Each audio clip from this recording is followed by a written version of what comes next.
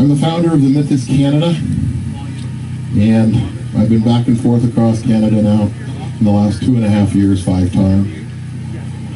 I go into communities and I teach them the solution. But today, I have something more to say. Welcome to World War III, ladies and gentlemen. How do you like it so far? Here's a little secret. They know they've lost. We just don't know it yet. We've won. All we have to do is stand up and exercise our rights. I'd like to read you a quote from a gentleman from the 1980s. Maybe you know his son.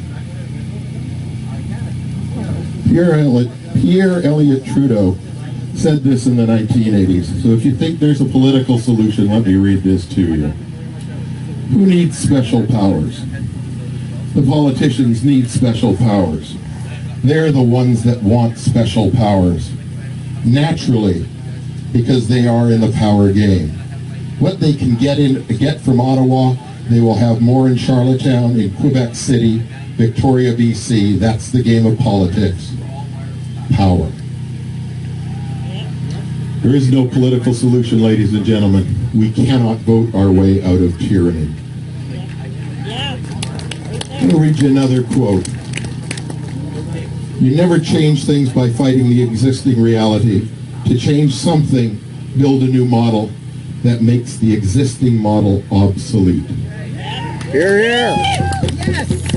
The Myth is Canada. On the solution, I teach you, the people, the right you've had since 1931, how to seat a de jure government through elected delegates at a constitutional convention and writing the Constitution that the international community has been waiting 91 years for us to do. Exactly. Let's get her done. They are a mismanagement company in maritime jurisdiction. We are the law of the land, and we have to exercise our right to constitute a government that will protect our unalienable rights. Well, actually, how should we introduce this, Doug, with Jean-Paul? Because of his work, his diligence, his research.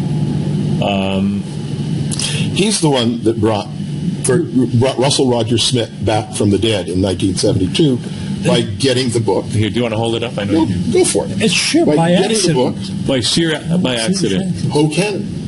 Yes. From the New York printers. This is one of the original 5 that he had printed off in 1972, and the other 4 he's given away, and now he has only this one left, and it's got the original jacket on it and everything. I'm sorry, John Paul. Go ahead. What appears very much with this book is it looks like Smith's more or less testament. Or testament,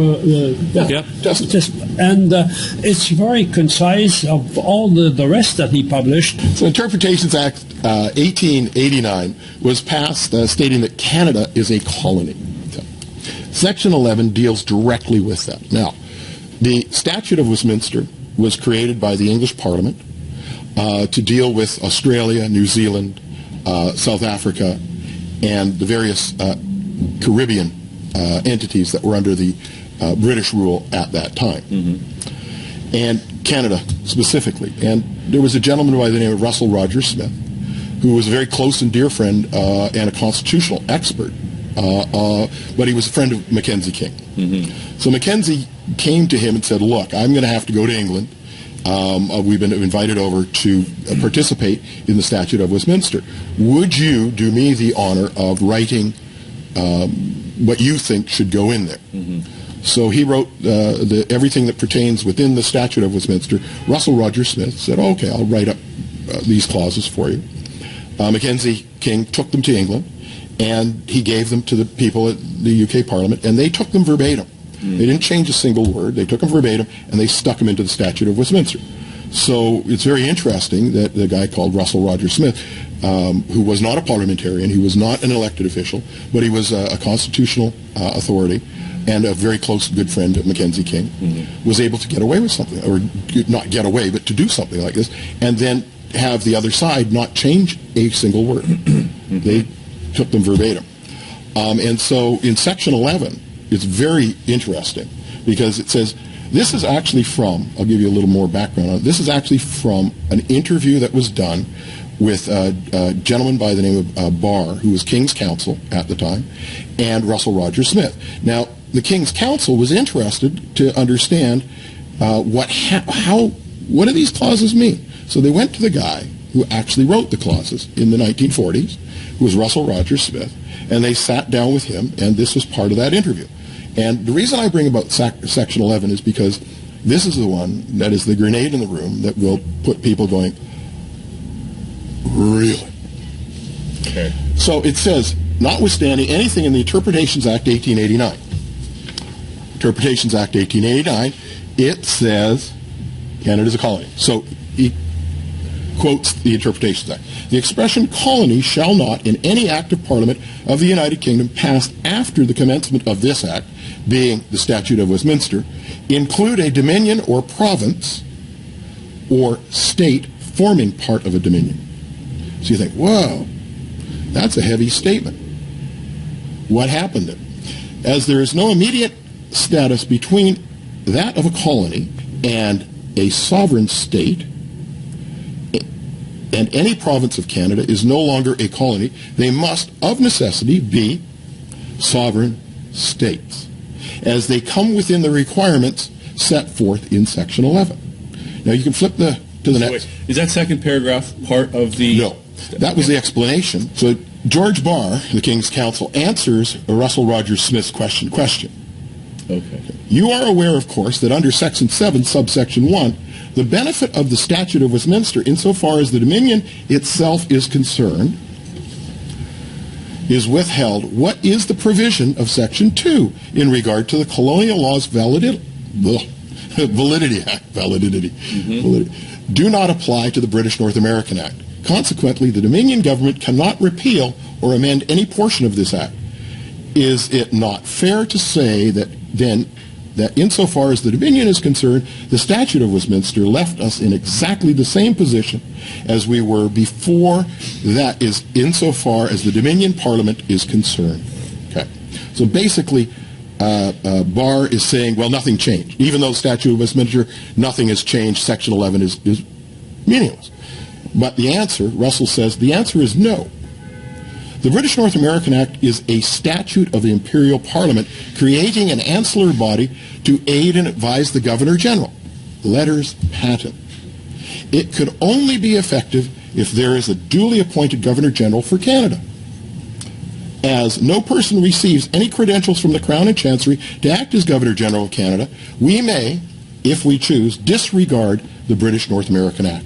In other words, it's nullified. What we think is Canada, what we think is the province of Ontario, what we think is the city of Toronto, and the reality is that they don't see us as men or women, but they only see us as persons or legal fictions. And so everything that they do is towards their creation of their legal fictions. Elliott Trudeau put the nail in the coffin. He went to England with the Canada Act that they created under his Liberal regime in Ottawa, and he took it to the Queen of England, Queen Elizabeth, who has absolutely no claim at all to anything in Canada. And she took it to her Parliament, and they did a maritime incorporation document from that. And that was what we call the Charter of Rights and Freedoms. Well, what is a charter? A charter is a way of creating a corporation. You charter a company, and that's what they did.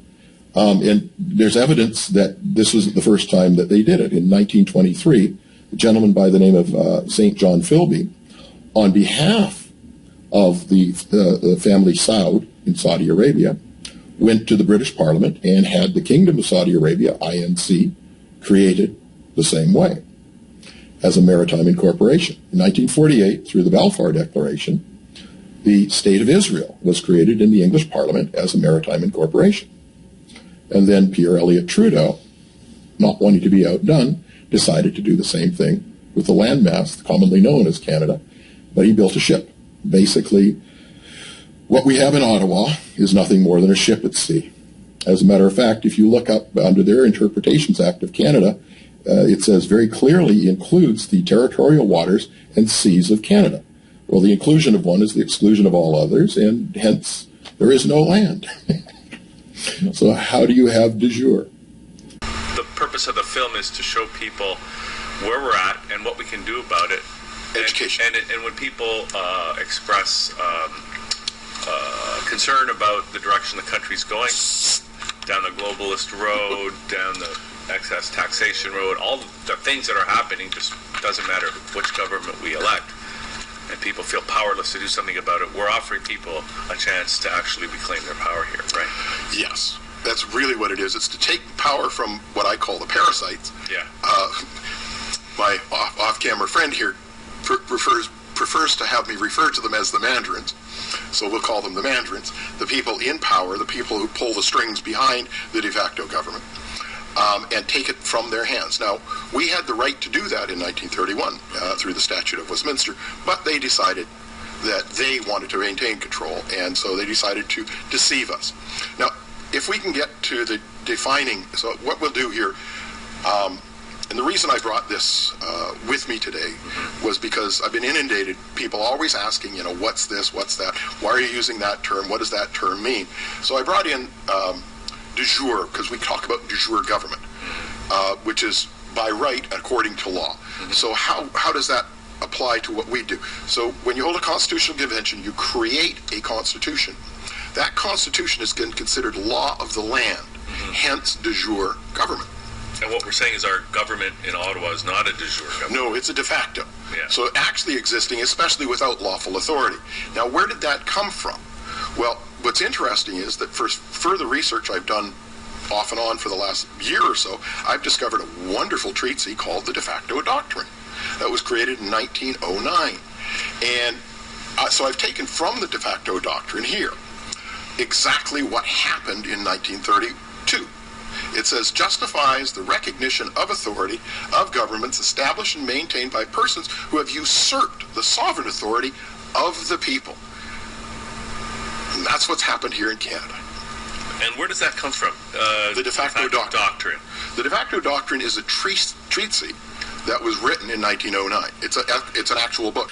Well, what we would do now, because it's been so long, is we would have to go into each of the provinces and hold a constitutional convention to seat, for example, in Alberta, a de jure government in Alberta, and then Saskatchewan, et cetera, et cetera. And over time, if we so chose to, as the people who wanted to unite all of the provinces under one constitution, then we could go ahead and hold a constitution for a federal authority if we so chose to. But it's really not up to you and I to make these decisions. It's up to the people to make those decisions. And that's basically what I teach, going back and forth across Canada for the last 5 years, and doing my seminars is giving people the knowledge on the, first of all, you got to know your history. So we do a little bit of a history lesson, and then we break that down into bite-sized chunks, for lack of a better term, so that it's edible. I wrote a book. It's up on our website. It's called Constitutional Committees, and it walks you through the whole process of how to hold a constitutional convention, how to elect your delegates, and actually how to write a constitution. And it's a step-by-step method of doing that. And so I suggest, So as a first step, getting a province, you're mentioning Alberta. So inside Alberta, we have to do a constitutional convention. Is that to give Alberta its own constitution that we bring forward? Yes. Or is that, okay. So each province needs to have their own, and then we come together on a unified one?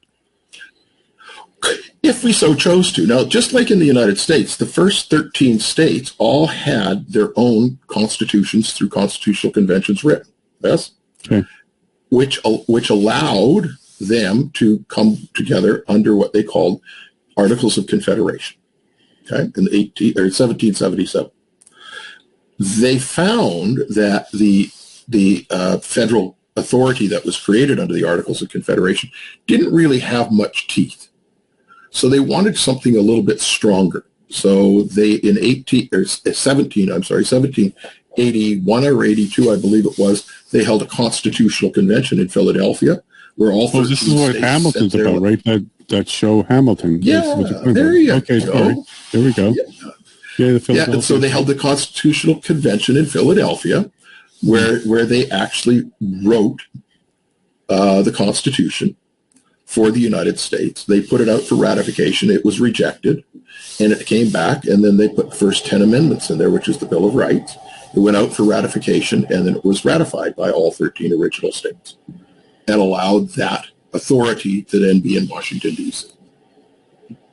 Wow. So really, that's really what we have to do.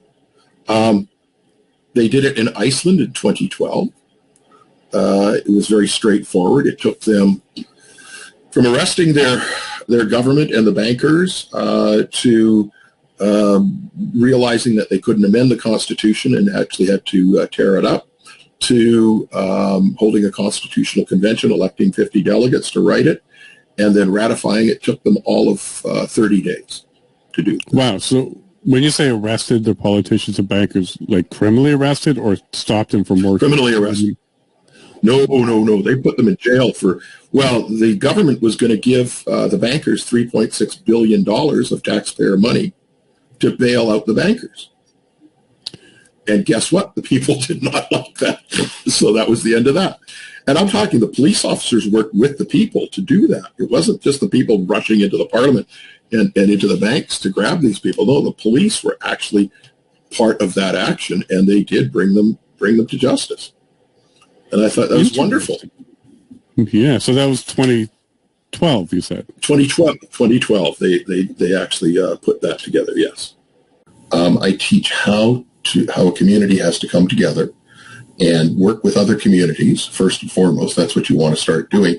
This whole divide and conquer, which is what they're trying to push on everybody, and with the white supremacist and it just gets mind-boggling and very painful.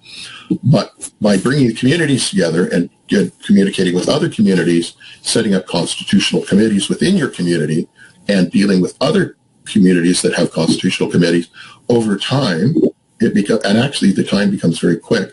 What happens is that pretty soon everybody is talking amongst each other, which is to the absolute horror and detriment of the government and the people that are behind the cultural Marxism that they're trying to push on us. And so you work together, and then over time you'll hold a constitutional convention with the elected delegates, write your own constitution, and seat it as your government. Very similar to what they did in Iceland in 2012. Very similar to what they did in the Donbass 2 years ago. It's not, and the UN, under their actual founding documents, is very clear, and that's how Putin got the UN to back off. He simply pointed out to the UN head of the UN and said, "We're not going to recognize that." Well, actually, it says right there that in your founding documents that you recognize self-determination, and the UN then turned around and recognized the Donbass. Yeah. So we've had the ability and we've had the right to do this since 1931 to do this for a federal. But in 1982, what happened is that the provinces then became sub-corporations of the parent corporation between 82 and 85. And now you have to do it in the provinces. So, but by the way, once you seat one province with the law of the land, all the other provinces then have to hold conventions and seat de jure, because we're sitting with de facto now. I'm actually on a speaking tour across Canada. I've been back and forth twice this year. I'm on my way back across for a third time. I'm the founder of the Myth is Canada.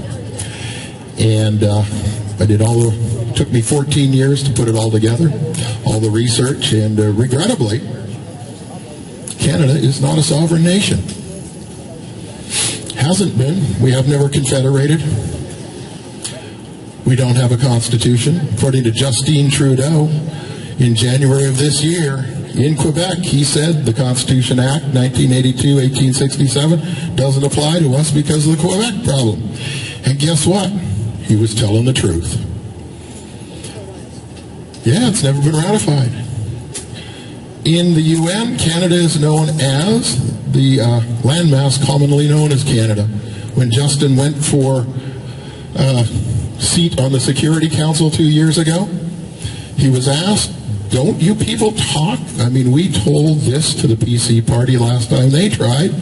You can't have a seat on the Security Council because you are not a sovereign nation. 1931 ended the Dominion of Canada with the Statute of Westminster. We were given the land held at the Court and Chancery on behalf of the British Empire so that we could seat a de jure federal government. We didn't. 1982, they brought in the Constitution Act, and it was never ratified, but they did incorporate the provinces under that act between 82 and 85, and each province became a subcorporation of the parent. Now, in each province, we have to seat a de jure government. This is what I teach. I've been on the road, like I say now, since April 1st, traveling through communities all across Canada, teaching how to do just that. I mean, welcome to World War III, ladies and gentlemen. How do you like it so far? It sucks, doesn't it? There is no political solution here in Canada. We cannot vote our way out of tyranny. Please tell people where they can find everything The Myth is Canada. Yep, well, www.themythiscanada.com. And we've got the Brighteon channel. There's a link there. There's a link to our YouTube channel. There's a link to our Facebook page. A link to our Twitter. Oh, yeah. I stay busy. Good. Well, I know you do. I've been watching you for years, man. It's a pleasure to finally meet you in person and do this. How's Manitoba been treating you this weekend? What do you think of the event that we're at right now? I love it. And I love the people. It's been absolutely wonderful here. I mean, folks, if you're looking to go on vacation, come to Manitoba. It's a beautiful, beautiful place. I totally agree.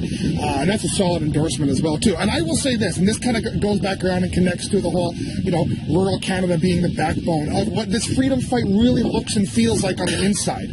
Is the way rural Canada seems to kind of just, want itself to be, the way it wants to live. You don't want to piss them off. Exactly, right? And there's something about this. Like, when I take a look out over all the RVs out there and this whole setup right here, to me... Swing the camera that way. Exactly. Give people a quick little POV of what we're looking at. Oh, absolutely. Absolutely. And to me, that's a sign...